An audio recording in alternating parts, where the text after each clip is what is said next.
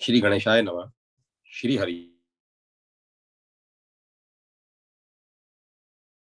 श्रीलिंग महापुराण।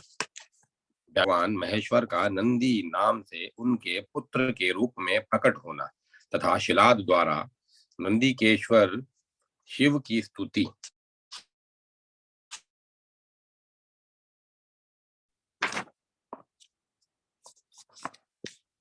सुत जी बोले, वर प्रदान करने वाले पुण्यशाली स्नेह नेत्र इंद्र के चले जाने पर वे शिलाद महादेव शिव की आराधना करते हुए तप के द्वारा उन्हें संतुष्ट करने लगे।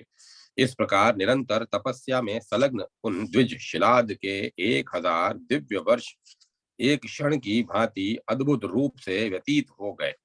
उनका शरीर वाल्मीकि बांबी से ढक गया। वे मुनि वज्र सूची वज्र तथा सुई के समान मुख वाले तथा अन्य रक्त भोजी कीटों से लिप्टे शरीर हो रहे थे। वे मांस रुधिर त्वचा से विहीन होकर अस्थि मात्र शरीर वाले हो गए थे। फिर भी वे निर्लिप्त भाव से की भीति की भांति निश्चल खड़े थे। तब उन्हें करते हुए भगवान शंकर ने जान लिया। वहां प्रकट होकर कामरिपु शिव ने जो ही अपने हाथ से मुनि का स्पर्श, त्यों ही मुनि श्रेष्ठ द्विज शिलाद का तपस्या जनित कलेश समाप्त हो गया।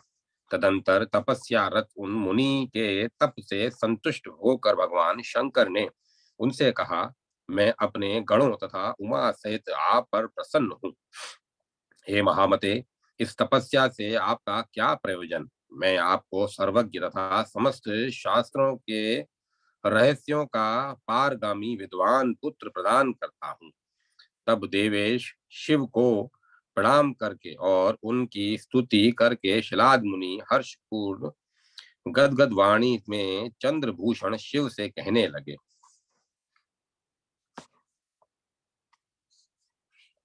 शिलाद बोले, हे भगवान, हे देव देवेश, हे त्रिपुरारंदन, हे शंकर, हे सतम, हे मैं अयुनज तथा मृत्युहीन पुत्र चाहता हूँ। सुत जी बोले, पूर्व में ब्रह्मा जी के द्वारा तपस्या से आराधित परमेश्वर रुद्र ने परम प्रसन्नता के साथ मुनि शिलाद से कहा। श्री देव देव शिव बोले, हे विप्र, हे तपोधन, मुनियों तथा श्रेष्ठ देवताओं सहित ब्रह्मा जी ने अवतार ग्रहण करने के लिए पूर्व काल में तपस्या के द्वारा मेरी आराधना की थी। अतः मैं नंदी नाम से तुम्हारे आयोनिज पुत्र के रूप में जन्म लूंगा। हे मुने,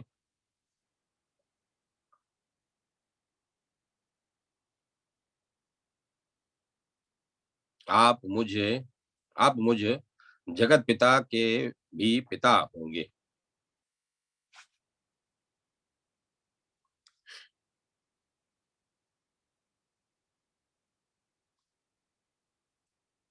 ऐसा कहकर सम्मुख स्थित मुनि की और प्रेम पूर्वक देखकर उन्हें प्रणाम करके मृत्यु तुल्य भगवान शिव उमा सहित वहीं अंतर ध्यान हो गए।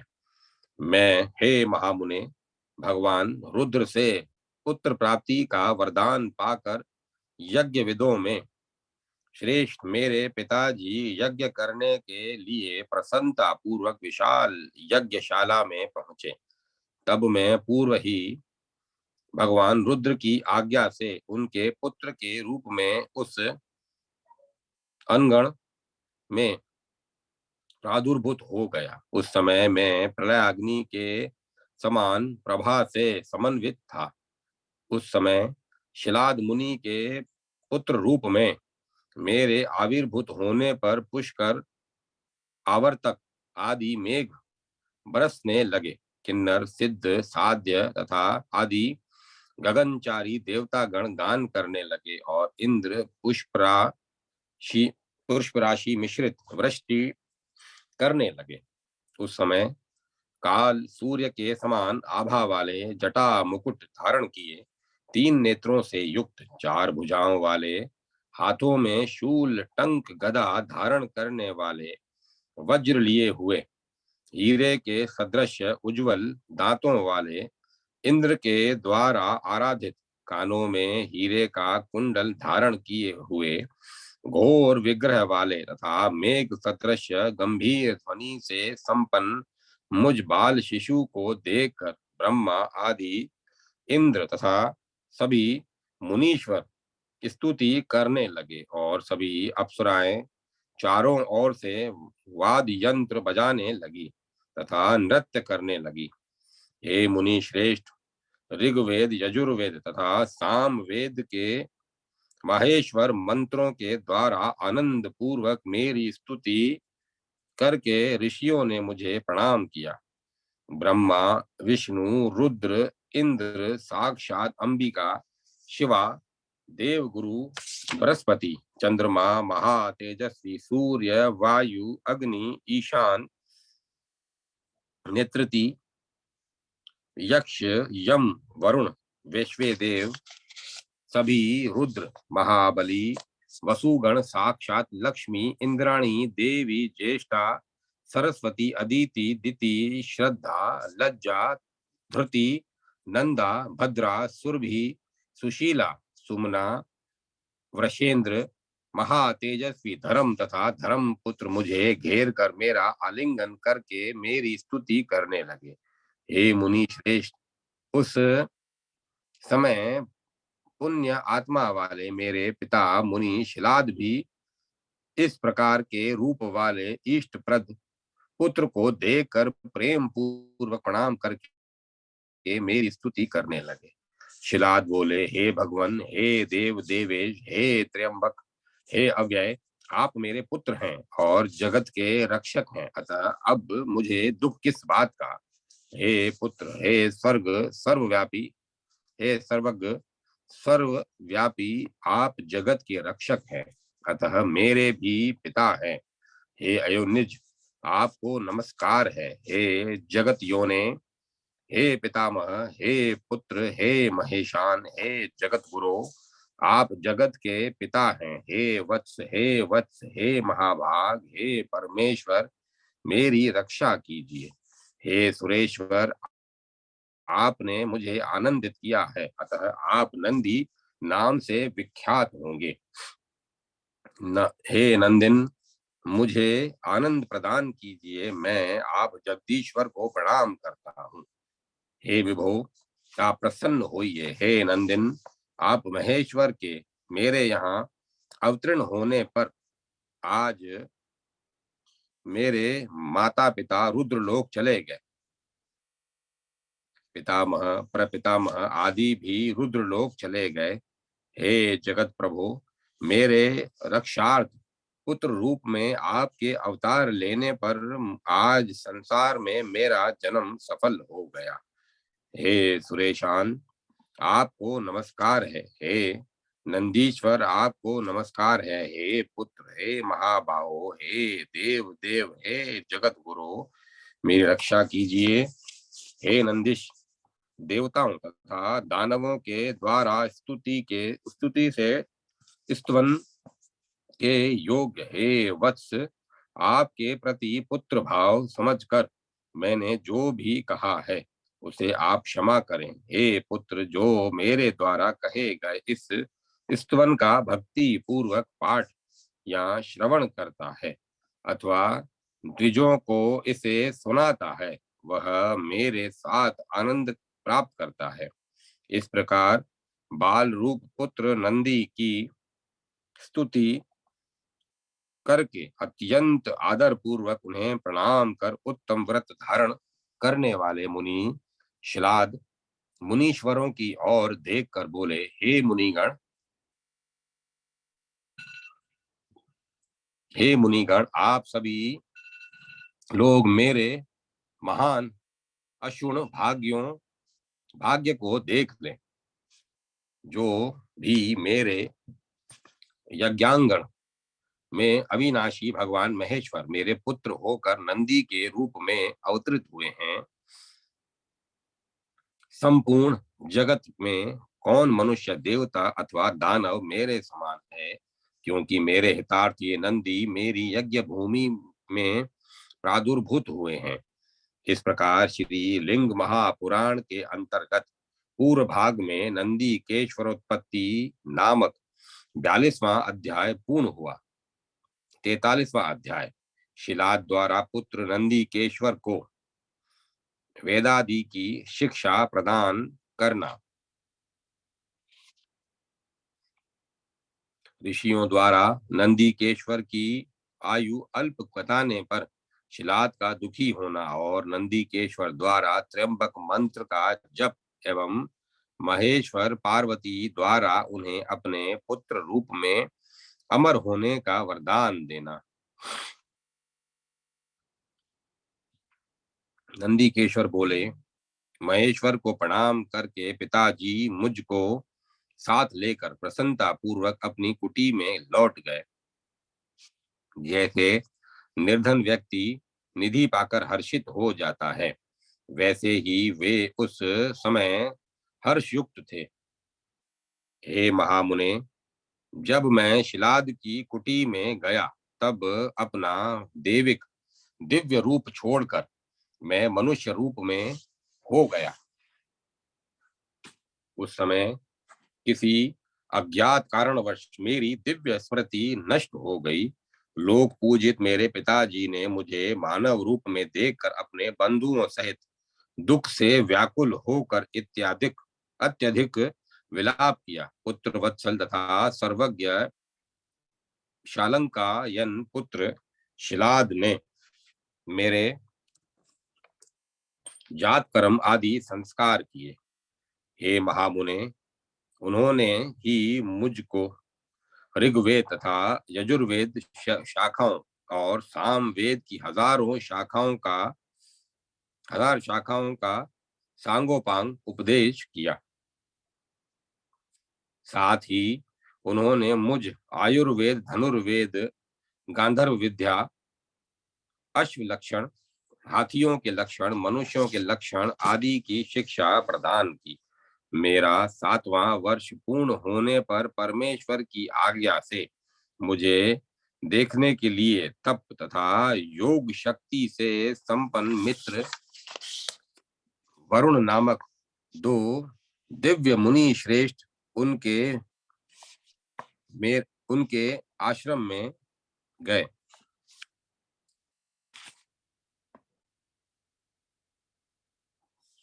मुझको बार बार देखकर उन दोनों महात्माओं ने कहा, हे तात, यह नंदी सभी शास्त्रों के ज्ञान में पारंगत होगा, किंतु यह अल्प आयु वाला है। ऐसा आश्चर्य तो कभी नहीं देखा गया। इसकी आयु आज से मात्र 1 वर्ष की है। उनके ऐसा कहने पर पुत्र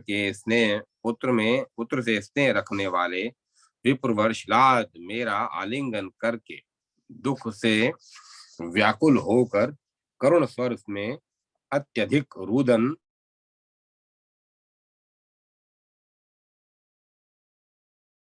हाँ पुत्र, हाँ पुत्र, हाँ पुत्र, अहो देव विधि तथा विधाता का ऐसा बल, यह कहकर वे दुखित होकर भूमि पर गिर पड़े।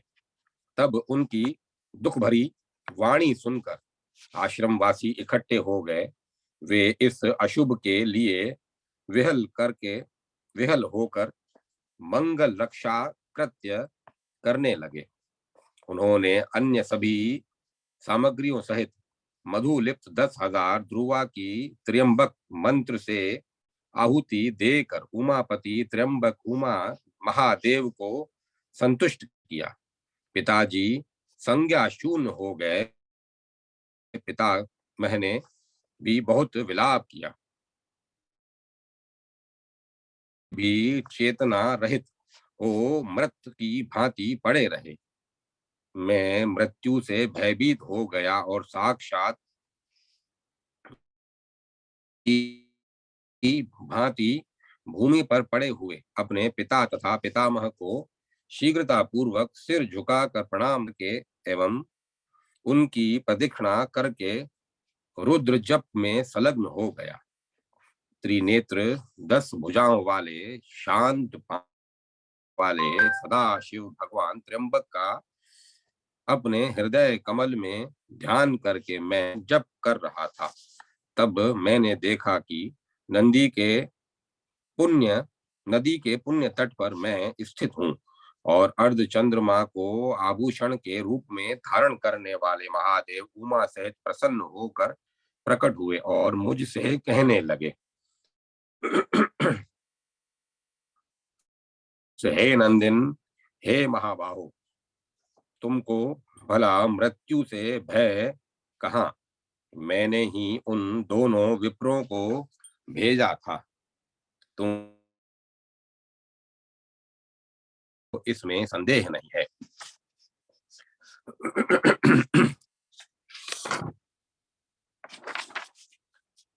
हे वत्स, वास्तव में तुम्हारा यह देह लौकिक नहीं है, यह दिव्य है।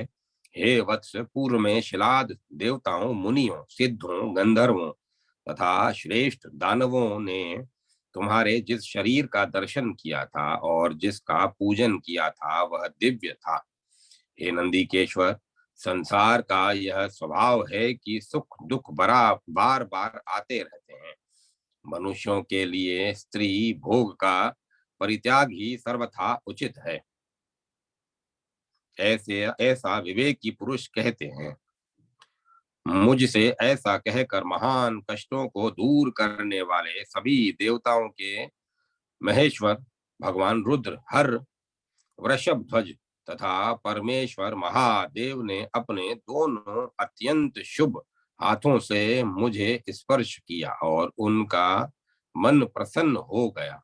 तदंतर गणेश्वरों को एवं हिमालय पुत्री पार्वती को भली भांति देखकर वे सुरेश्वर महादेव प्रसन्न चित्त होकर मेरी ओर देखकर कहने लगे, तुम अपने पिता तथा स्वजनों सहित अजर अमर बुढ़ापा रहित, दुख से हीन, श्रेय रहित एवं अव्यय रहोगे।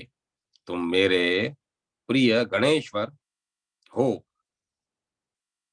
तुम मेरे प्रिय गणेश्वर हो तुम मेरे समान तेज तथा पराक्रम वाले हो। तुम सदा मेरे इष्ट बनकर सदा मेरे समीप विराजमान रहोगे। तुम मेरे सदृश बलशाली एवं महान योग बल से संपन्न होगे। मुझसे ऐसा कहकर गणों सहित महातेजस्वी वृषध्वज भगवान महादेव ने कुशेशयनमयी अर्थात शतदल कमल से निर्मित अपनी माला उतार कर मेरे कंठ में कुशेशयमयी अर्थात शतदल कमल से निर्मित अपनी माला उतार कर मेरे कंठ में बांध दी। कंठ में बंधी हुई उस सुंदर माला से मैं 3 नेत्रों वाले तथा 10 भुजाओं वाले दूसरे शंकर के समान हो गया। तत्पश्चात परमेश्वर ने मुझको हाथ से पकड़कर कहा, बोलो, मैं तुम्हें कौन सा उत्तम वर प्रदान करूं? तब उन वृषभ ध्वज ने अपनी जटा में समाहित अति निर्मल जल को हाथ में लेकर कहा, नदी नदी को जाओ। ऐसा कहकर उन्होंने जल को छोड़ दिया। तब दिव्य जल वाली श्याम जल में परिपूर्ण कमल तथा उत्पल के वनों से युक्त शुभ महानदी बन गई। तदंतर महादेव ने उस परम सुंदर नदी से कहा, चूंकि तुम जटा के जल से महानदी के रूप में निकली हो, अतः तुम्हारा नाम जटोदका होगा। तुम पवित्र तथा नदियों में श्रेष्ठ होगी। कोई भी मनुष्य तुम्हारे जल में स्नान करके सभी पापों से मुक्त हो जाएगा। तत्पश्चात प्रभु महादेव ने यह तुम्हारा पुत्र है। ऐसा कहकर मुझ शिलाद तनय को देवी पार्वती के चरणों में डाल दिया। तब उन्होंने मेरा सिर सूंघकर दोनों हाथों से मुझे स्नेह पूर्वक सहलाते हुए पुनः देव देव शंकर की ओर देखकर पुत्र प्रेम से मैं 3 पुत्र रूप स्तोत्रों के द्वारा शंख के समान श्वेत वर्ण वाले जल रूप अश्रु बिंदुओं से मुझे अभिसिंचित कर दिया। उनके वे इनके वे ही तीनों स्तोत्र 3 नदियां बन गई। भगवान भव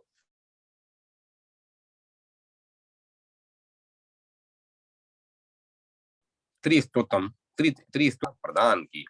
उस त्रिस्तोत्रस नदी को देखकर वृष ने अत्यंत प्रसन्न होकर नाद किया। तब उस ध्वनि से एक दूसरी नदी आविर्भूत हो गई। देव देव शंकर ने उस नदी का नाम वृष ध्वनि रखा। इसके बाद भगवान वृषध्वज ने विश्वकर्मा के द्वारा निर्मित स्वर्णमय सभी रत्नों से जड़ित अलौकिक शुभ अद्भुत तथा दिव्य अपने मुकुट को मेरे सिर पर बांध दिया। उन महेश्वर भगवान ने हीरे तथा वैदुर्यमणि मंडित 2 शुभ तथा दिव्य कुंडल मेरे कानों में स्वयं पहना दिए। हे मुने, मुझको इस प्रकार पूजित देखकर सूर्य ने आकाश में मेघों के जल से मुझ नंदी का अभिषेचन किया। तब उस अभिषेक के जल से सोने की नदी बन गई। उसी स्वर्ण जल से निकलकर यह नदी बनी। इसीलिए देवों के देव त्र्यंबक शिव ने उसे स्वर्णोदय का स्वर्ण जल वाली कहा। उसी प्रकार सोने के मुकुट से दूसरी पवित्र तथा शुभ नदी उत्पन्न हुई। अतः उसे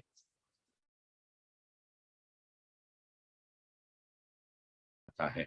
इस प्रकार ये 5 नदियां भगवान जपेश्वर के समीप जाने वाली है। जो पंच नद पर पहुंचकर इसमें स्नान करके भगवान जपेश्वर एरेश्वर की पूजा करता है, वह शिव सायुज्य प्राप्त करता है, इसमें संदेह नहीं है।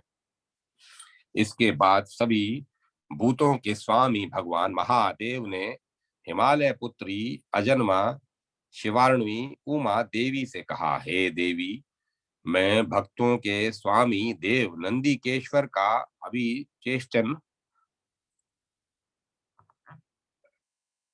अभिचेष्टन करता हूँ और उन्हें गणेंद्र नाम वाला कहूंगा। हे अव्यय, इस विषय में तुम तुम क्या सोचती हो? उनका यह वचन सुनकर हर्ष युक्त मुख वाली भवानी ने वर प्रदान करने वाले तथा भूतों के स्वामी अपने पति शिव से मुस्कुराते हुए इस प्रकार कहा, हे देवेश, शिलादि मेरा पुत्र है, अतः आप इसे सभी लोकों का स्वामित्व और गणेशत्व प्रदान करने की कृपा कीजिए। तत्पश्चात सभी लोकेश्वरों के भी ईश्वर, देवों के देव शर्व भगवान वृषध्वज ने अपने दिव्य गणेश्वरों का स्मरण किया। इस प्रकार श्री लिंग महापुराण के अंतर्गत पूर्व भाग में नंदीकेश्वर प्रादुर्भाव तथा नंदीकेश्वराभिषेक मंत्र नामक 43वां अध्याय पूर्ण हुआ। 44वां अध्याय भगवान शिव द्वारा नंदीकेश्वर को गणों के अधिपति के रूप में प्रतिष्ठित करना एवं सभी देवों के द्वारा नंदीकेश्वर का अभिषेक तथा शिव नाम मंत्र की महिमा। शिलादि बोले, रुद्र के स्मरण करते ही गणेश्वर लोग उपस्थित हो गए। उन सभी की हजार हजार भुजाएं थी। उन्होंने हाथों में हजार अस्त्र धारण कर रखे थे। उनके 3 नेत्र थे वे महान गण देवताओं से वंदित हो रहे थे। वे करोड़ों कालाग्नि के समान थे। वे जटा मुकुट धारण किए हुए थे। दाढ़ों के कारण वे विकराल मुख वाले थे। वे शाश्वत शुद्ध एवं प्रबुद्ध थे। वे अपने ही समान करोड़ों करोड़ों अनुचरों से युक्त थे। ऐसे असंख्य महात्मा गणेश्वर प्रसन्नता के साथ वहां आए। वे महान बल से संपन्न गण गाते, दौड़ते, भागते, नाचते तथा अनेक मुखवागों को बजाते हुए आए। वे रथों, हाथियों, घोड़ों, सिंहों और बंदरों पर सवार थे। कुछ गण स्वर्ण चित्रित विमानों पर भी आरूढ़ थे। महायोग से संपन्न वे गणेश्वर भेरी, मृदंग, पड़व, आनक, गौमुख, पटह, एक पुष्कर, मुरज, आडंबर, डिंडिम, मृदल, वेणु, वीणा, दर्दुर, तलघात, कच्छप, पणव एवं अन्य प्रकार के वाघों को बजाते हुए तथा विविध ताल ध्वनियां करते हुए भगवान शिव की सभा में आए। महान शक्ति से युक्त तथा सभी देवेश्वरों के ईश्वर उन गणेश्वरों ने महादेव एवं पार्वती को प्रणाम करके यह वचन कहा, हे भगवान, हे देव देवेश, हे त्र्यंबक, हे वृषध्वज, आपने हम लोगों का स्मरण किस लिए किया है? हे देव, हे महादूते, आदेश दीजिए। आप हम लोग समुद्र को सोख लें? क्या यम को उनके सेवकों सहित मार डालें, अथवा मृत्यु पुत्री जरा तथा मृत्यु को मार डालें, अथवा पद्म योनि ब्रह्मा का पशु की भांति वध कर दें? क्या अत्यंत कुपित होकर हम लोग देवताओं सहित इंद्र को, वायु सहित विष्णु को अथवा दानवों सहित देवतियों को बांध कर यहाँ ले आए? हम लोग आपकी आज्ञा से आज किसका घोर अनर्थ कर डालें? हे देव, सभी कामनाओं की समृद्धि के लिए आज किसका उत्सव है? भगवान शंकर ने ऐसा वैसा कहने वाले उन करोड़ों करोड़ों सभी सर्वज्ञ पूज्य गणेश्वरों का सम्मान करके उनसे कहा, हे जगत के हितकारकों, सुनिए, किसी लिए मैंने तुम लोगों को यहाँ बुलाया है, उसे सुन करके ही हे शुद्धात्माओं, गणेश्वरों, निशंक होकर कीजिए। यह नंदी हमारा पुत्र है। यह सभी का ईश्वर है। यह समृद्धिशाली विप्र तुम लोगों का नायक तथा सेनानी है। अतः मेरे आदेश से तुम सभी लोग अपना स्वामी एवं सेनानी मानकर इस महायोगपति का अभिषेक करो। भगवान शिव के इस प्रकार कहने पर वे सभी गणेश्वर ऐसा ही होगा यह कहकर आपस में परामर्श करके सामग्रियां एकत्र करने लगे। वे सर्वनिर्मित दिव्य सुंदर मेरु सदृश तथा मनोहर सिंहासन ले आए। उन्होंने अनेक स्तंभों वाले उत्तम स्वर्ण की प्रभा से युक्त लटकती हुई मोतियों की झालरों से सुशोभित मणियों एवं रत्नों से जड़ित वेदर्यु मणि के स्तंभों वाले, किंकड़ियों से सुशोभित सुंदर रत्नों से समन्वित तथा सभी और मुख वाले एक मंडप का निर्माण करके उसके मध्य में उस सुंदर आसन को स्थापित कर पाद प्रतिष्ठा के लिए उसके आगे नील वज्र से जड़ित एक पाद पीठ रखा। उसके दोनों ओर उन्होंने दो कलश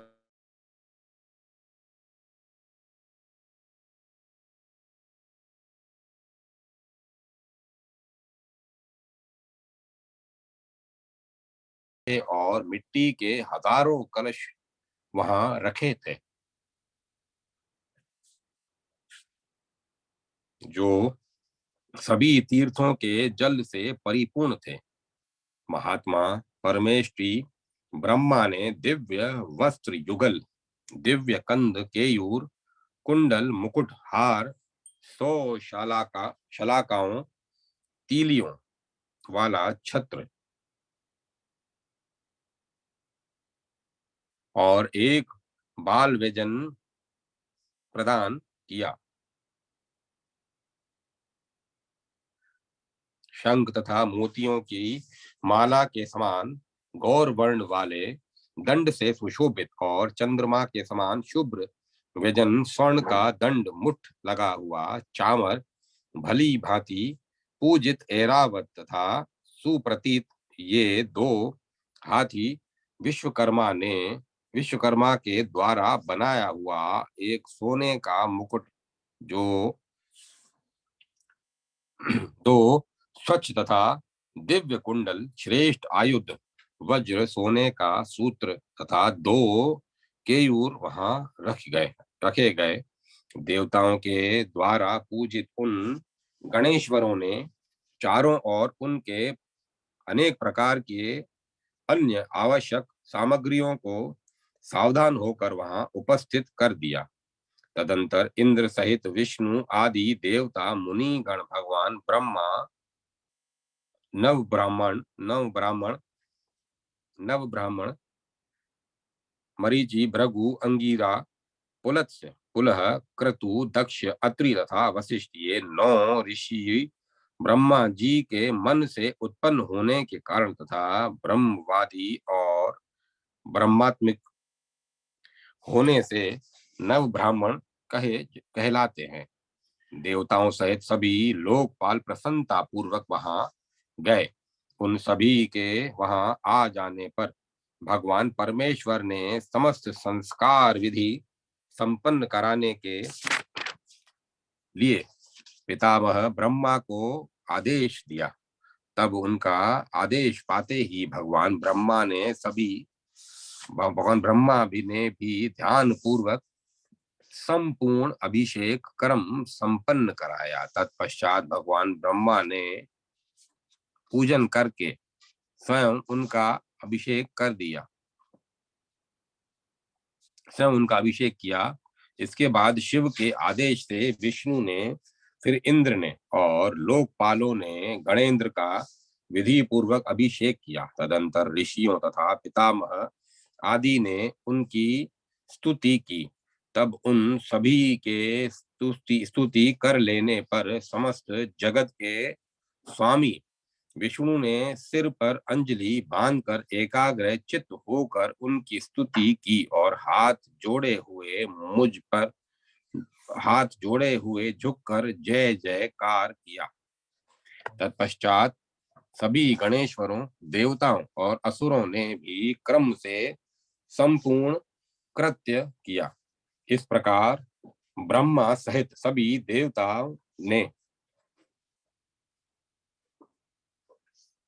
देवताओं के द्वारा उनका अभिषेक तथा स्तवन हो जाने के बाद परमेष्ठी की आज्ञा से उन्होंने विवाह किया।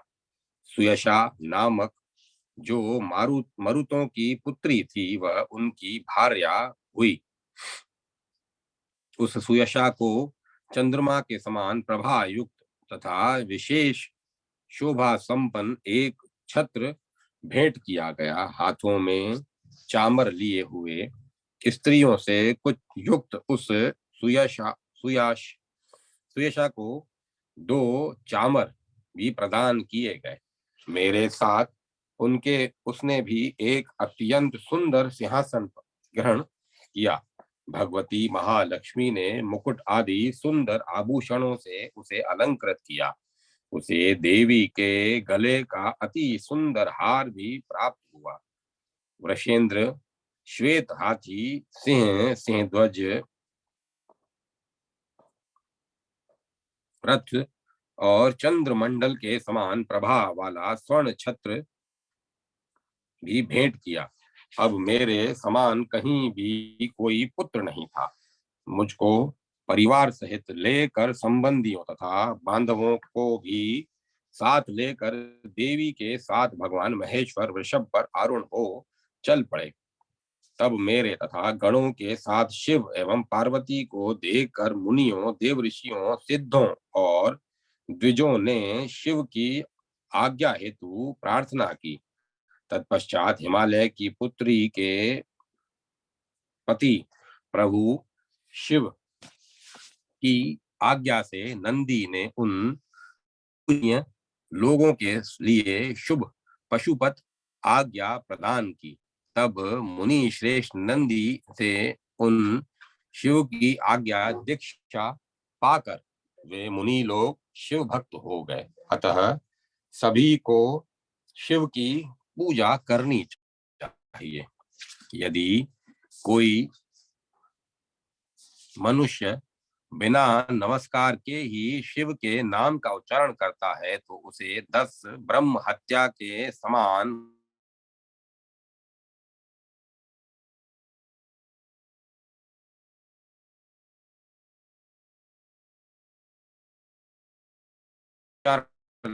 करना चाहिए। आदि में नमः अवश्य लगाना चाहिए। ऐसा कहने वाला शिवत्व को प्राप्त होता है। इस प्रकार श्री श्री लिंग महापुराण के अंतर्गत पूर्व भाग में नंदी केश्वराभिषेक नामक 44वां अध्याय पूर्ण हुआ। 45वां अध्याय भगवान रुद्र के विराट स्वरूप तथा 7 पाताल लोकों का वर्णन। ऋषिगण बोले, हे सुत जी, आपने शंकर जी के विषय में सब कुछ स्पष्ट रूप से कह दिया। अब आप रुद्र के सर्वात्मक भाव तथा स्वरूप को बताने की कृपा कीजिए। सुत जी बोले, हे ऋषियों, भू भुव स्वः मह जनः तपः सत्य, ये लोक पाताल करोड़ों नरक सागर तारागण ग्रह गण चंद्र सूर्य ध्रुव सप्त ऋषि गण वैमानिक देवता गण तथा अन्य सभी उन्हीं शिव की कृपा से प्रतिष्ठित, इन्हीं के द्वारा ये सब बनाए गए हैं। हे श्रेष्ठ द्विजों, ये सब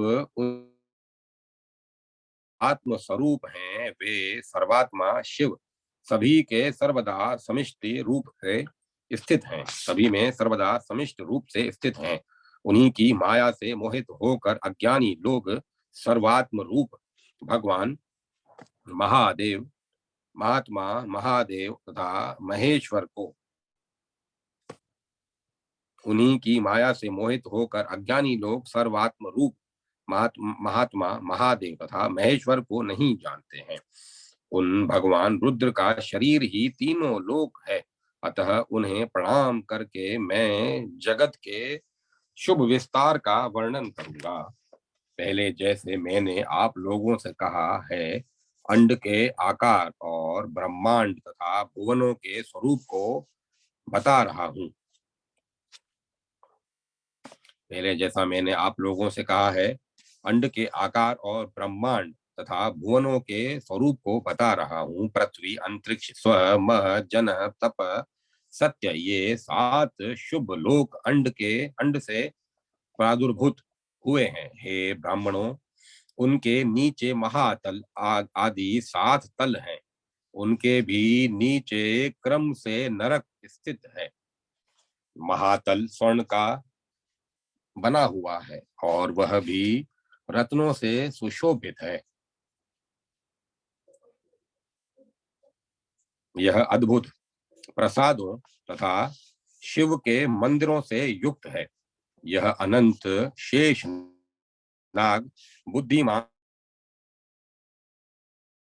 और पाताल एवं तथा स्वर्गवासी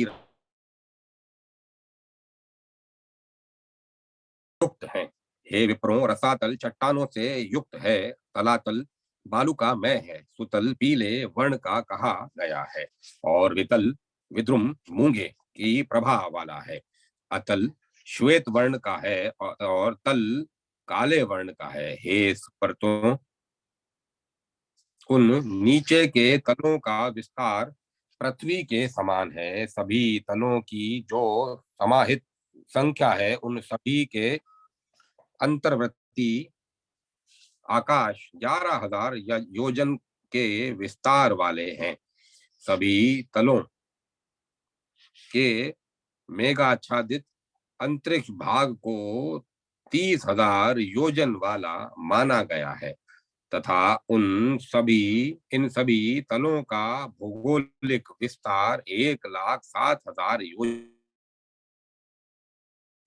हे मुनि श्रेष्ठों, शुभ रसातल स्वर्ण वासुकी तथा अन्य नागों से युक्त कहा गया है। सब प्रकार की शोभा से समन्वित तलातल विरोचन हिरण्याक्ष नर्क आदि से सेवित है। सूतल वैनावक आदि देवों तथा कालनेमी आदि अन्य प्रमुख दैत्यों से परिपूरित है। वितल तारकाग्नि आदि प्रधान दानवों महांतक आदि नागों तथा असुर प्रहलाद से समन्वित है। अतल कंबल तथा अश्वतर वीर महाकुंभ और बुद्धिमान है गिर्व के अधिकार में कहा गया है। इसी प्रकार शोभा संपन्न तल शंकु कर्ण नमूची आदि विविध वीरों से सुशोभित है। उन सभी तलों में परमेश्वर शिव, अम्बा, पार्वती, स्कंद, कार्तिकेय, नंदी तथा अन्य गणेश्वरों के द्वारा सभी ओर से घिरे हुए विद्यमान रहते हैं। हे श्रेष्ठ मुनियों, उन सभी तलों के ऊपर 7 पृथ्वी तल हैं। पृथ्वी भी 7 खंडों में विभक्त है। मैं आप लोगों से उसका वर्णन कर रहा हूँ। इस प्रकार श्रीलिंग महापुराण के अंतर्गत पूर्व भाग में पाताल वर्णन नामक 45वां अध्याय पूर्ण हुआ। अब मैं कथा को विराम देता हूँ।